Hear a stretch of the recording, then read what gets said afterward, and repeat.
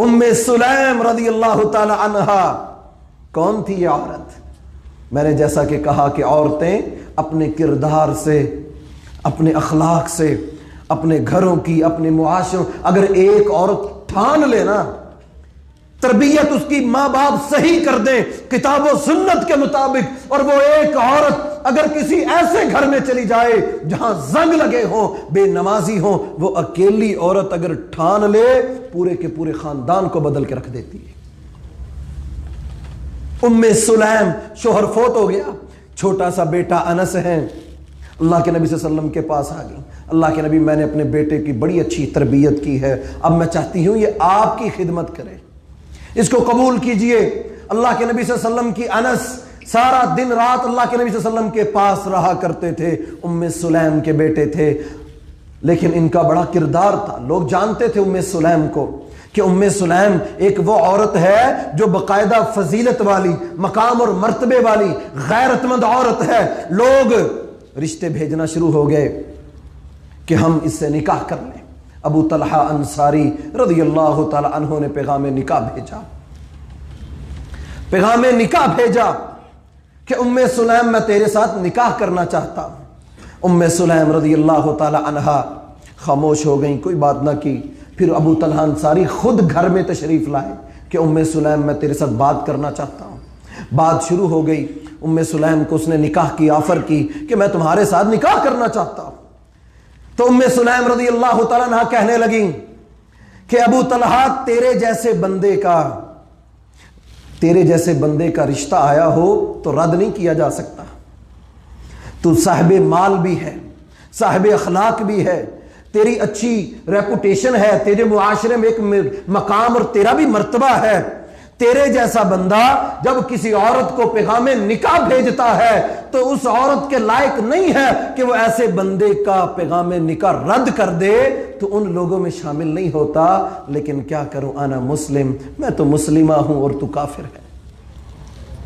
تو مشرک ہے، تو بت کو پوجتا ہے اور میں رب رحمان کو عبادت کرتی ہوں، تو کافر ہے۔ تیرے اور میرے درمیان ایک رکاوٹ ہے اور وہ رکاوٹ دین اسلام ہے،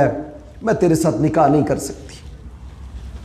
اس نے کہا میں سونا دوں گا، جتنا منہ سے ام سلیم تو منہ سے نکالے گی، جو ڈیمانڈ رکھے گی میں تیری اس ڈیمانڈ کو پورا کر دوں گا، تو میرے ساتھ نکاح کر لے، حق مہر جتنا لکھے گی۔ ام سلیم کہنے لگی رضی اللہ تعالی عنہا، ابو طلحہ اگر تو واقعاتاً میرے ساتھ نکاح کرنا چاہتا ہے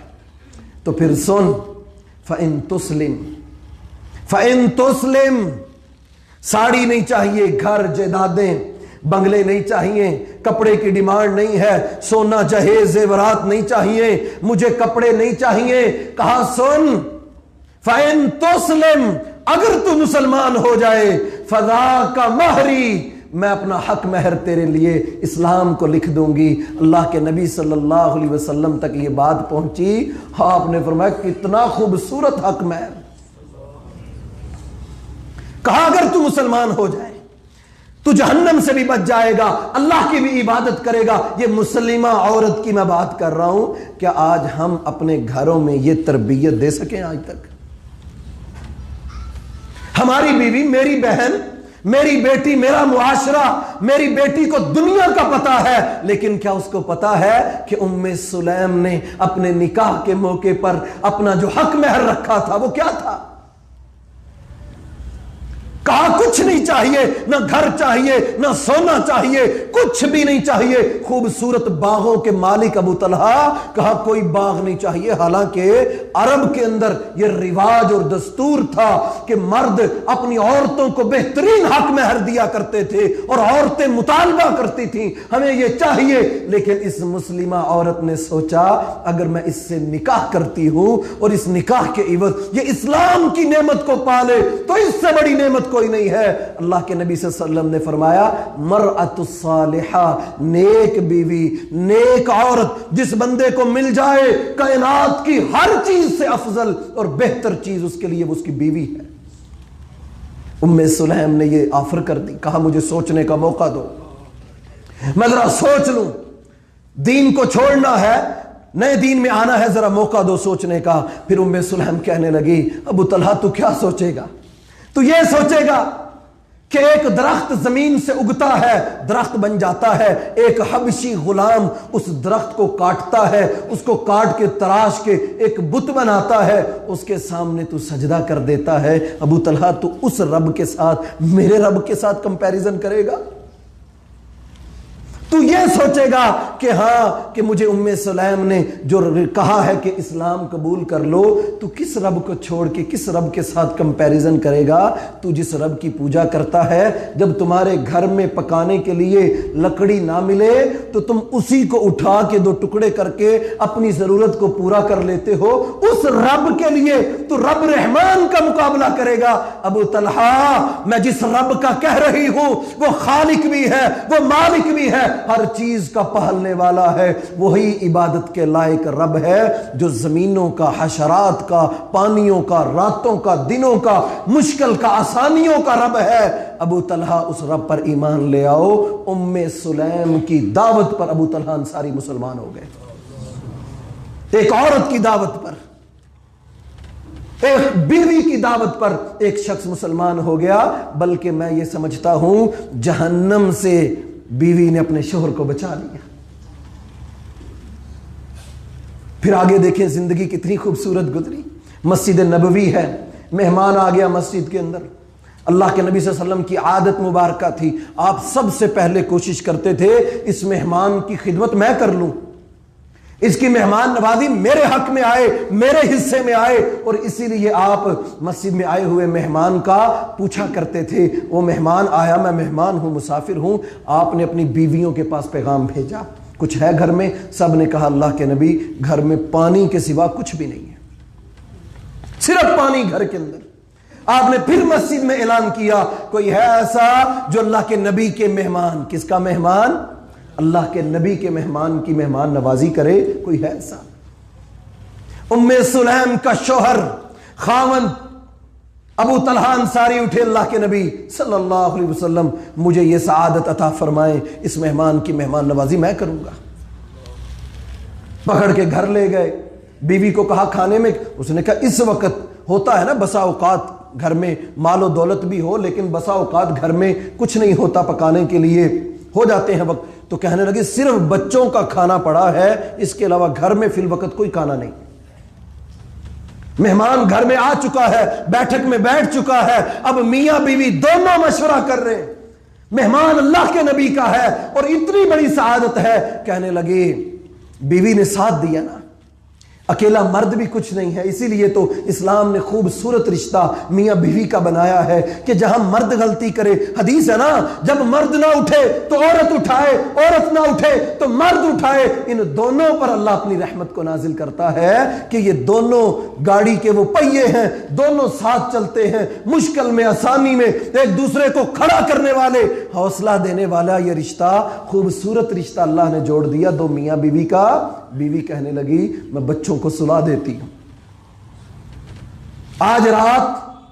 ہمارے گھر میں ہمارے بچے کچھ نہیں کھائیں گے، ان کو دلاسا دے کے سلا دیا، اور کہنے لگے تم ایسا کرو، وہ آگ الاؤ روشن کیا جاتا تھا وہ بھی ساتھ پکڑ لینا، لے آنا، کھانا رکھ دینا، پردے کے احکام ابھی نازل نہیں ہوئے تھے، دونوں ہم مہمان کے ساتھ بیٹھ جائیں گے، تو جب تو مہمان کھانا شروع کرے تم اس بتی کو بجھا دینا، پھر تم اور میں دونوں میاں بیوی ہم منہ ہلاتے رہیں گے اور مہمان کی ضرورت پوری ہو جائے گی، اللہ تعالی ہمیں کل پھر دے دے گا، آج کا دن اور رات بھوکا بسر کر لیتے ہیں، رات کو پلاننگ کر لی، مہمان کی مہمان نوازی کر دی، فجر کی نماز پڑھنے مسجد میں گئے، اللہ کے نبی دیکھ کر مسکرا رہے، ابو طلحہ تو نے جو رات مہمان نوازی کی ہے، وَيُؤْثِرُونَ، جبریل میرے پاس زمین پہ آئے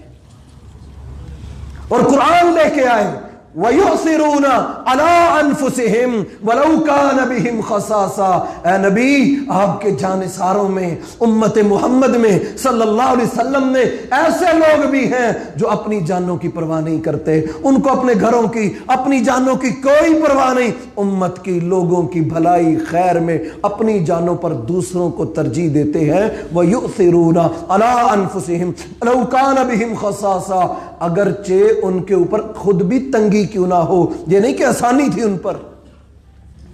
یہ نہیں کہ ان کے پاس بڑے وسائل تھے، کہا اگرچہ وہ وَمَن یُوقَ شُحَّ نَفْسِهِ، اگرچہ ان کے نفس کو خود بھی طلب ہو کہ یہ چیز میری ضرورت کی ہے، لیکن وہ اپنے بھائی کو، مسلمان کو، ضرورت مند کو دیکھتے ہوئے اپنی ضرورت چھوڑ دیتے ہیں، اس کی پوری کر دیتے ہیں۔ اللہ نے مومنوں کی صفات میں سے ایک صفات ام سلیم کے گھر کے بارے میں نازل کر دی۔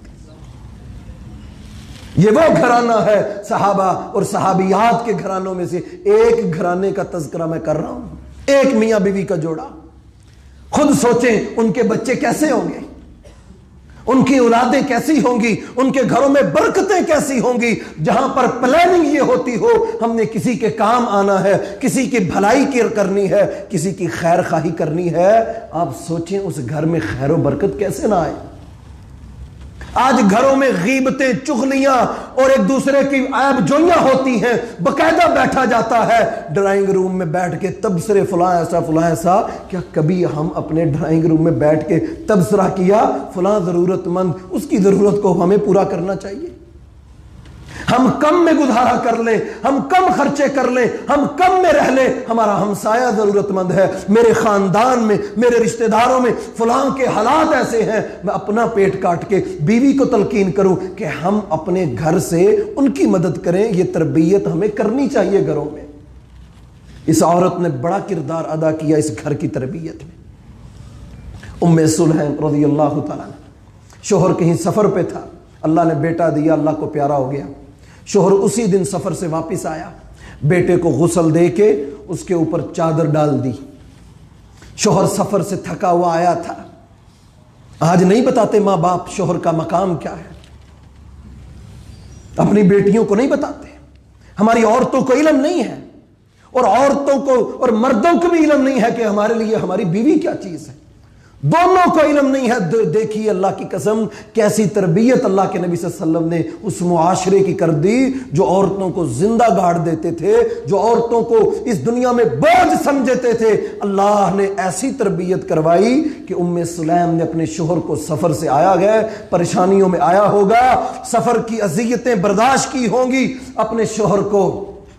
کھانا پیش کیا، اپنے آپ کو تیار کیا، اپنے شوہر کے سامنے گئیں، دونوں میاں بیوی نے کھانا کھایا، ہم بستری کی، رات کے پہر کہنے لگی ابو طلحہ یہ تو بتاؤ، اگر اللہ رب العالمین کوئی چیز اپنی امانت ہمیں دیتا ہے، کتنا خوبصورت انداز اللہ کی قسم، اور وہ رب اگر اپنی امانت ہم سے واپس لے لیتا ہے تو ہمیں کوئی اعتراض ہونا چاہیے؟ ابو طلحہ انصاری کہنے لگے نہیں، رب نے دی تھی، جس بندے کی جو امانت ہے، امانت لٹانے والا بہتر بندہ ہے۔ تو کہا پھر صبر کرنا، جب تم سفر سے آئے تھے میں نے تمہیں نہیں بتایا تھا، اللہ نے تیرے بیٹے کو اپنے پاس بلا لیا۔ ہمارے گھر میں میت پڑی ہے اس ٹائم، میت والا گھرانہ ہے، لیکن بیوی نے اپنے خاوند کو اتنی تکلیف دینا بھی برداشت نہ کی کہ یہ میرا شوہر ہے، حتیٰ کہ ابو طلحہ انصاری پریشان ہو گئے، گھر میں میت تھی اور ہم میاں بیوی ہم بستری کر چکے، ہم اب مباشرت کر چکے، فوراً اللہ کے نبی صلی اللہ علیہ وسلم کے پاس گئے۔ اللہ کے نبی میری بیوی نے یہ عمل کیا ہے، یہ کام کیا ہے، مجھے نہیں بتایا۔ اللہ کے نبی صلی اللہ علیہ وسلم نے ام سلیم کا نام لے کر اللہ سے برکت کی دعا کی۔ یہ بیوی، یہ کردار، یہ معاشرہ اللہ کے نبی صلی اللہ علیہ وسلم نے یہ تیار کر دیا اور اس امت کی عورتوں کو بتا دیا کہ تم بھی کسی سے کم نہیں ہو، اگر تم تقوی اختیار کر لو، تم پرہیزگاری اختیار کر لو، شوہر کی خدمت کر لو، اپنے گھر کو جنت بنا لو، 8 دروازے اللہ کی قسم کسی مسلمان مرد کے بارے میں امت محمد ابو بکر صدیق رضی اللہ تعالی عنہ کے علاوہ کسی عورت مرد کے ہو، یہ اتنی بڑی خوشخبری نہیں کہ 8 دروازوں میں سے جس سے چاہے تو گزر جا۔ آپ کی اور میری ماں، بہن، بیٹی کو اللہ نے یہ خوشخبری دی ہے، شوہر کی اطاعت کر لے، 5 نمازیں پڑھ لے، رمضان کے روزے رکھ لے اور اپنے گھر کی حفاظت کر لے۔ یہ 4 کام مسلمان عورت کر لے، مرأۃ صالحہ، یہ نیک عورت جنت کے 8 دروازوں میں سے جس سے اس کا دل چاہے گزر